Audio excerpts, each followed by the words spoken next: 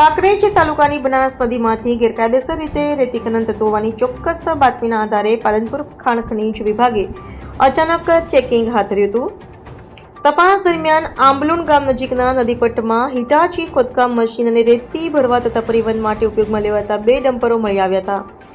અધિકારીઓએ સ્થળ પર તાત્કાલિક કાર્યવાહી કરતા કુલ અંદાજે ₹1 કરોડનો મુદ્દામાલ સીઝ કર્યો હોવાનું જાણવા મળે છે. બિનઅધિકૃત રીતે ખનન સામે નિયમ મુજબ સંબંધિત પાસાઓ વિરુદ્ધ દંડનીય કાર્યવાહી હાથ ધરવામાં આવી છે. બનાસ નદી કાંકરેજ તાલુકાની જળ સંપત્તિ અને પર્યાવરણ માટે મહત્વપૂર્ણ માનવામાં આવે છે. સતત થતા આવા ગેરકાયદેસર રેતી ખનનથી નદી પાળમાં ઘસારો, જમીન તૂટફૂટ અને જળસંચય પર નકારાત્મક અસર થાય છે તેવી ચિંતા વ્યક્ત કરવામાં આવી છે.